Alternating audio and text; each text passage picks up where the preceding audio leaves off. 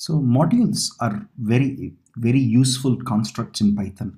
A module basically refers to a file that contains Python statements and definitions, right? So for example, if you have a Python code in a file called abc.py, py stands for Python file, then you can load this, you can call this module by just using its name, which is abc.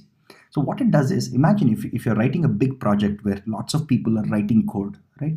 Then each of you could write your code in your own module, and others who want to use your code can reuse their code, right? Like I can reuse the code that is written by somebody else, right? And modules are extremely important because for most of machine learning and data science, there are a lot of modules, there are very high quality modules which are written by experts in machine learning and data science, and we will reuse them so that we don't have to write the code ourselves from scratch, right?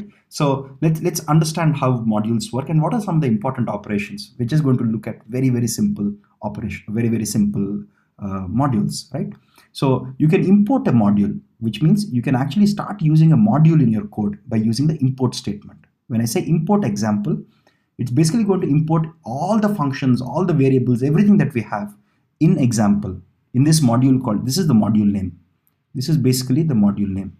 So we are going to use all the functions, all the variables, all the constants that we have here, and we can use it in your code right now. For example, I could say example.add 10, 20, right? So add is a function that is defined in example module, right? Which I'm using here. Now Python has lots of modules, by the way, and you can find the list of standard modules available in Python in this location. So this is Python 3's all the modules that are available for you to directly use. Having said that, let's look at some more interesting and useful modules, especially for machine learning and data science. There is a module called math, right? If I just say import math, all the functions, all the constants, all the variables that I have in this math file can now be imported to my code. I could just say print math.py. So I don't have to remember what pi is. I just have to say import math and print math.py. So because in math.py, someone else has written the actual value of pi and stored it in a variable called pi. Similarly, there is a module called datetime. Sorry, not data time. Sorry. The moment I see DAT, I think of data. I think it's because I've worked with data so much. So this is called a datetime module.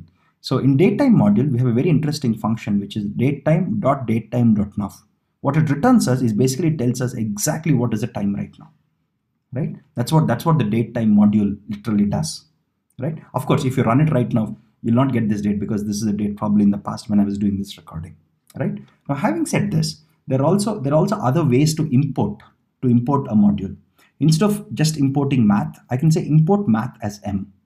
So wherever I have to say math.something now, wherever I have to say math.py, because I'm importing math as m, I could just write m.py, right? So this way, sometimes it's useful. Like for example, if you have a long name, so that there is actually a library called matplotlib, right? Every time instead of writing matplotlib, I could just write import matplotlib as mp, right? Now wherever I have to say matplotlib dot something, wherever I have to say matplotlib dot, let's say some function xyz, instead of calling it, I can just say mp.xyz, right?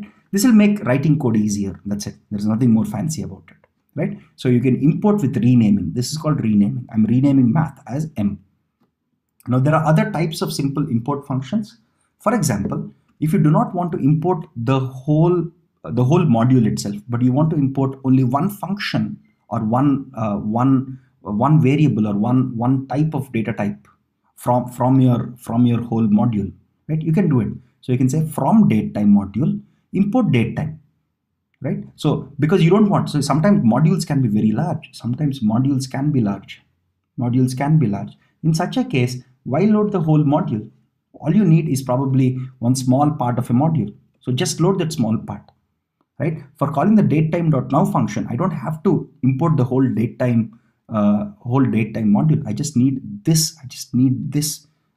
This function or this code or this class in this case, right? So similarly, I can also say I can import all the names. For example, from math import star basically says this is equivalent to import math. This is literally equivalent to import math, right? Because I'm saying from the math package, import everything else. So I'm using a star here, which means import everything. Now, the other very useful function here is a dir function, right? So dir function, for example, if you have a module called example, if you type dir example, what you get here is basically all the functions and all the names that are defined within this module. So dir helps you list, it helps you list or print the all the names in a given module, inside a module, right? Inside a module. That's what dir does. It's very useful. Now, again, by the way, you can use doc strings as we learned earlier. Now, if you want to see the doc string, for example, that add, see, we didn't define this, but someone else who actually created this add function must have written the doc string, right? So I can just print the doc string here again, example.add._doc__. Now, when I do this, what I get here is this program adds two numbers and returns the result. So even for programs which are in different modules, not written by you, suppose this is a module ABC, and here you are importing ABC. Suppose if you're importing ABC here, and let's assume there is a function f here, right? If somebody has done the doc string for f here, I could just say abc.f.__docstring. Now this will tell me what exactly f is doing. Even I have not created f, I have not created ABC. Someone else has done it. So when you have to use others code, when you have to use others programs, it's very, very useful to write docstring. So that when you write your code also, please try to use docstring so that others can understand what you're doing.